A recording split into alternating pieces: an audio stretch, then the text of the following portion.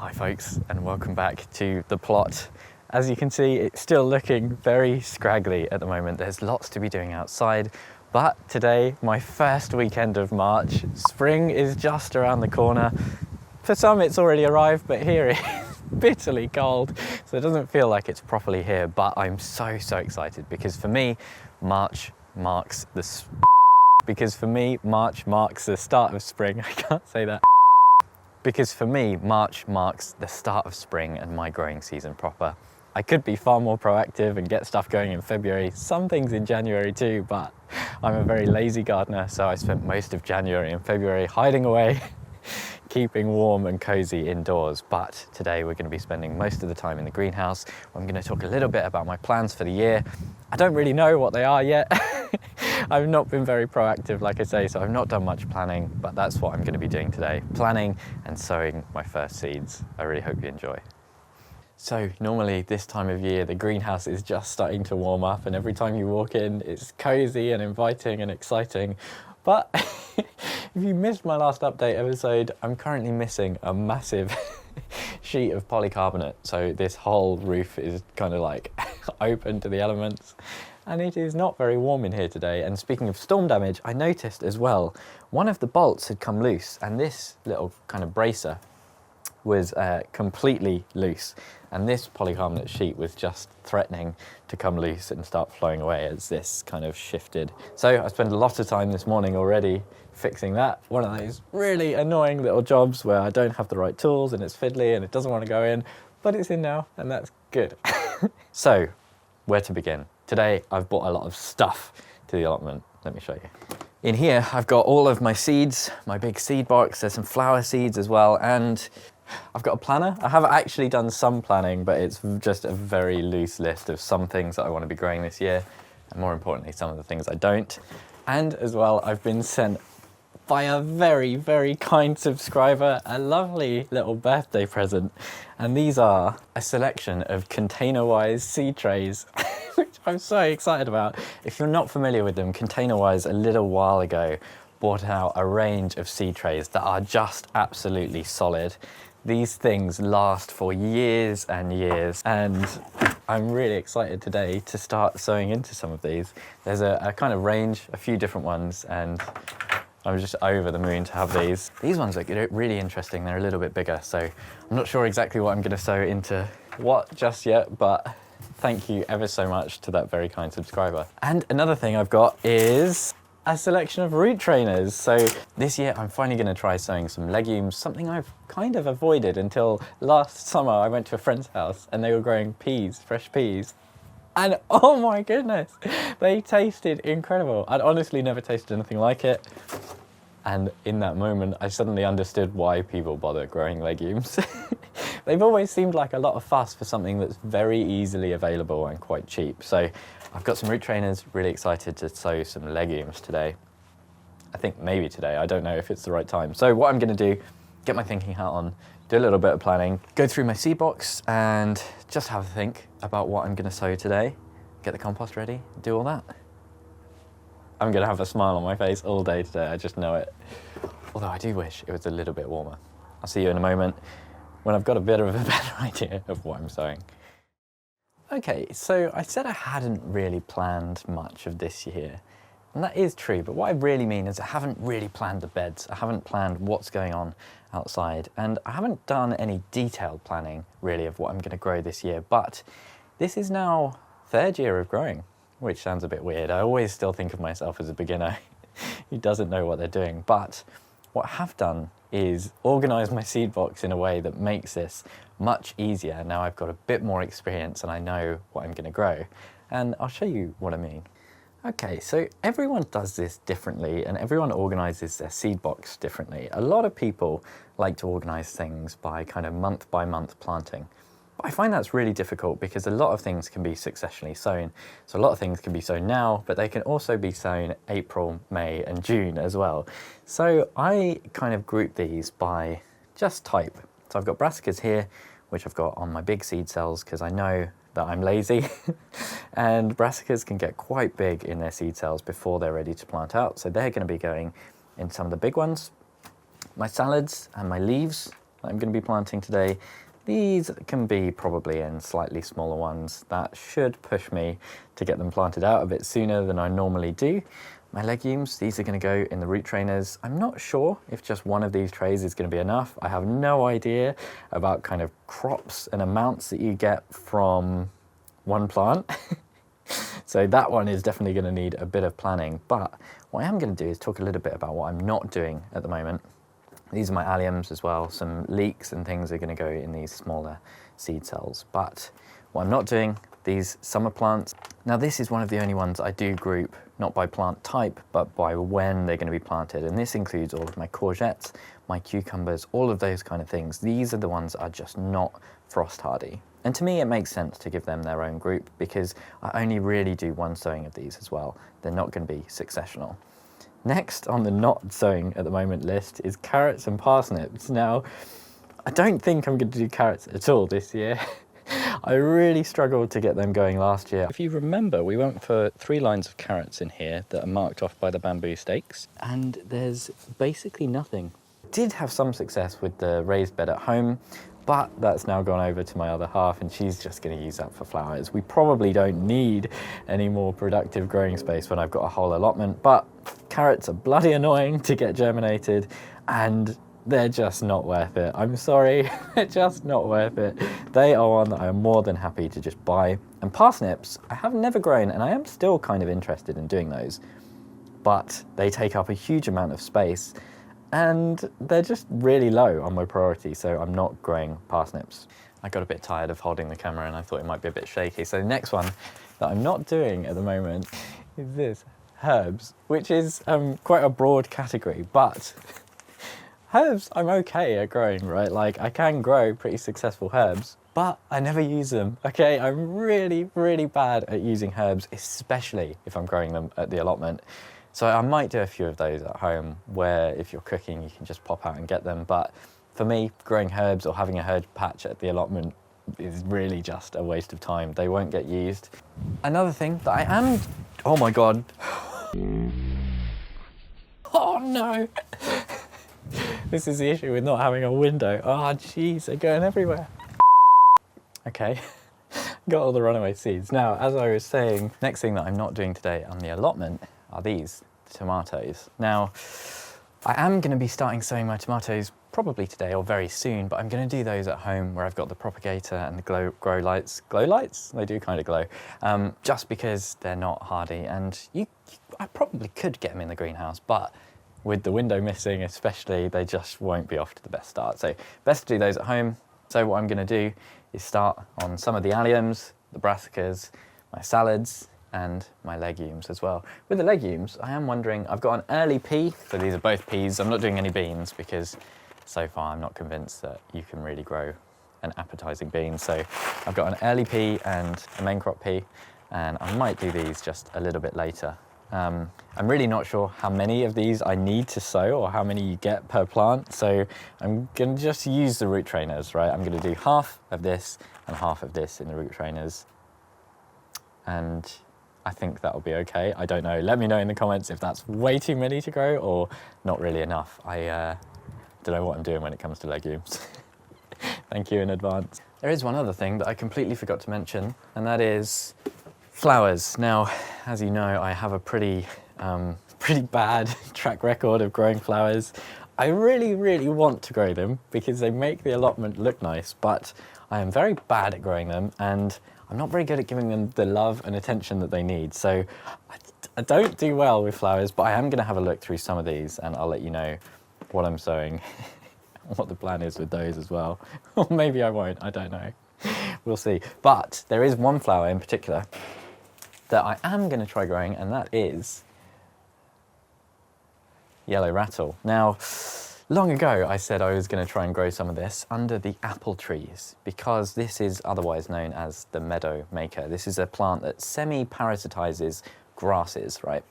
And in grassland, grass becomes the main kind of sward dominator. It grows really quick and it shades out a lot of other plants. And yellow rattle, bit of an ecosystem engineer, it starts to parasitize those grasses. The grasses don't grow so well. It leaves space and room for other things to flower and grow.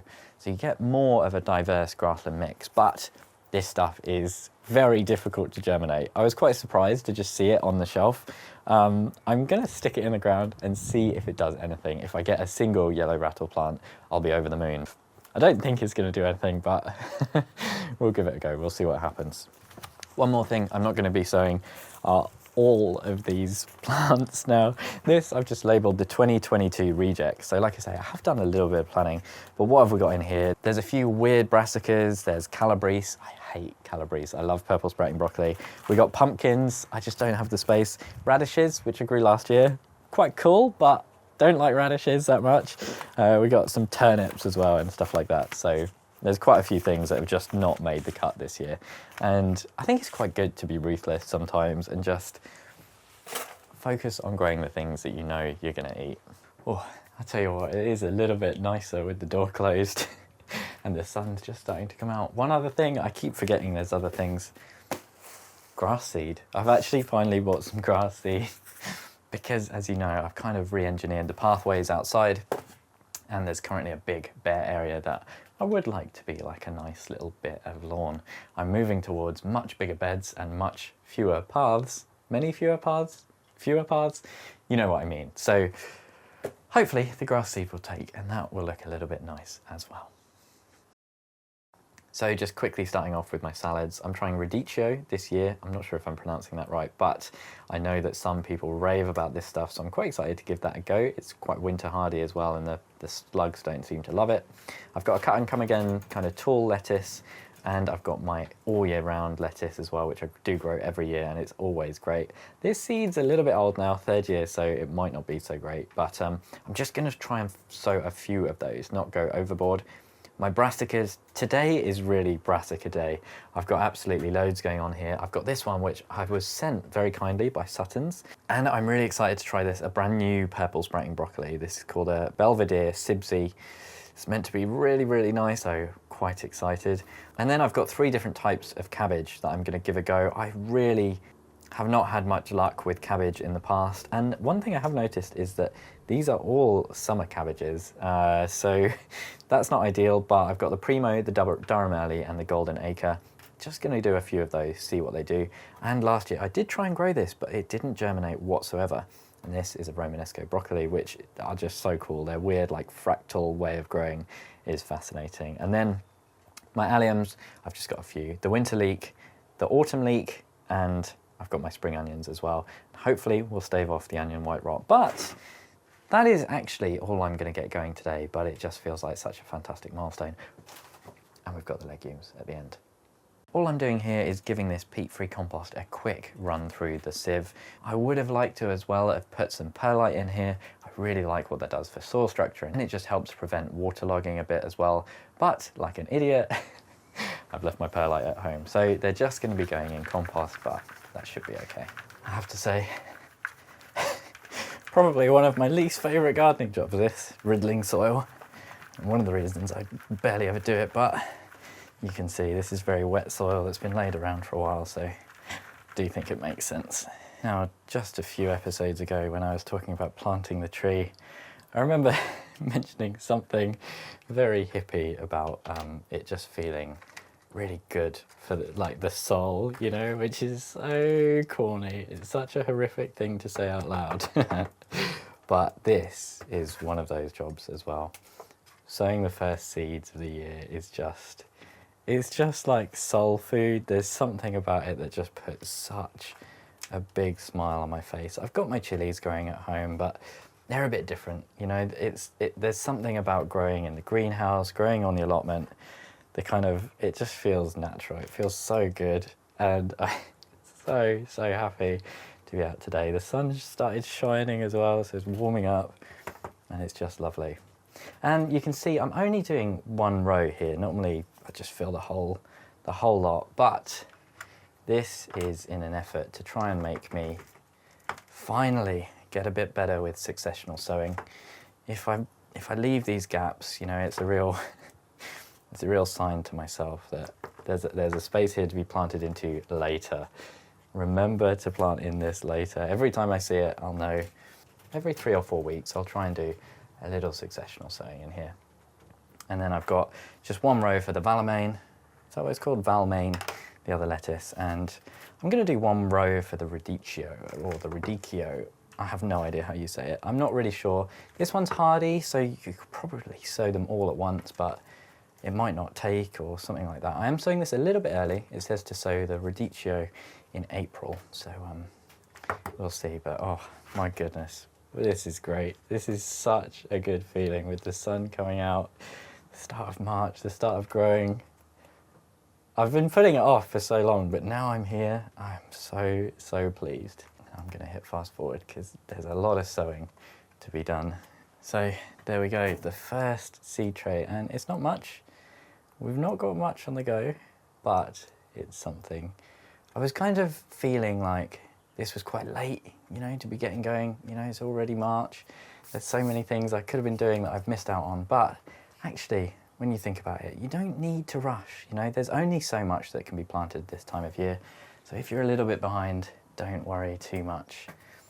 Next up, my brassicas. And one thing you might have noticed is that I'm doing this in a gravel tray, which I don't know why I'd never thought to do before, but that is such a great way of just cutting down the mess a little bit. So with the brassicas, what I'm thinking, I'm gonna do 2 lots of the Sibsy purple spraying broccoli, because that is one I definitely really want to grow. The Romanesco, I'm just gonna do 1 line. I don't think that I'm gonna love the taste of this stuff. This is one that I'm growing just because it looks amazing, and I just want to grow 1 plant. I'm just hoping I can grow 1. And then for the summer cabbages, I'm gonna use 2 cells for each and leave 2 for a little bit of a successional sowing. In total, that's not that many cabbages, so I might put some in here as well. But my cabbage track record is rubbish, you know, so the more cabbages I can grow, the better. And in fact, I'm worried that this might not be enough. So when it comes to do successional, might do a few more. We'll see how these seedlings go and go from there. You know, you've got your hands on a slightly unusual seed when a pack that would normally cost over £3 has only got 8 seeds in it. So I'm really hoping this broccoli does turn out to be special. And I'm also hoping we get good germination rates, because I'm just putting 1 in each of these cells. Okay, so interesting discovery. I really like these Real Seeds company packets. They're really decorative, but one of the issues with paper packets is that they're not very robust, and this one, for example, has a great big hole in the side of it. So I'm not sure if there's many seeds left or if they've all escaped into my seed box. There's just a tiny few hidden away. So I think I'm just going to put all of these in and hope for the best. There'll be no successional golden acre cabbage anyway. Second tray, my brassicas, all done. Oh, this is just putting such a massive smile on my face. Now this seed cell is the famous Charles Dowding 60. I think, is it 60? 6 by 10, yes it is, 60.